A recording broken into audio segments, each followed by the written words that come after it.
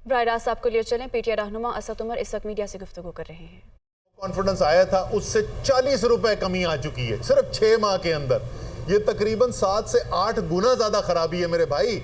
जिस वक्त तहरीक इंसाफ की हुकूमत खत्म हुई तो जरूरी अशिया की अफराते ज़र की जो शरह थी वो 16% थी। जिस दिन इमरान खान को साजिश के तहत हटाया गया हुकूमत से, वो 16% से बढ़ के इम्पोर्टेड हुकूमत में 45% तक गई।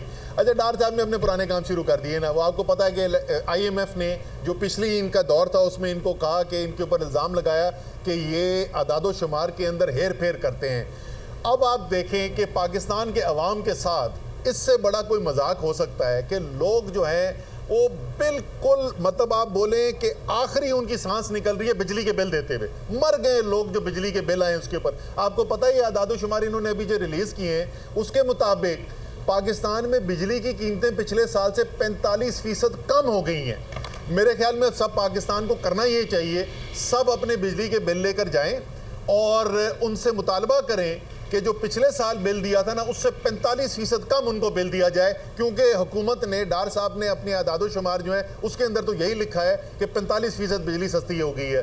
तो ये हेर फेर के पुराने काम शुरू कर दिए हैं। अवाम की ज़िंदगी और मुश्किल होती चली जा रही है।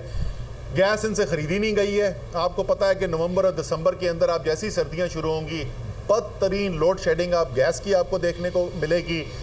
इस वक्त जो है इतने बड़े बड़े बिजली के बिल देने के बावजूद इस वक्त बिजली की बुरी तरीके से लोड शेडिंग की जा रही है। हालांकि पाकिस्तान के अंदर कम से कम 7 या 8 हज़ार मेगावाट जितनी बिजली चाहिए उससे ज़्यादा मौजूद है, उसके बावजूद जो है लोड शेडिंग की जा रही है। तो हकीकत भाई कुछ और है। बंद कमरों में, साजिश करने वाले कमरों में कुछ और नज़र आता है। बिजली की लोड शेडिंग जारी है, अवाम की जिंदगी मुश्किल होती जा रही है। असद उमर मीडिया से गुफ्तगू कर रहे थे और उनका कहना था कि तहरीक इंसाफ की हुकूमत के दौरान अफरात ज़र 16% था।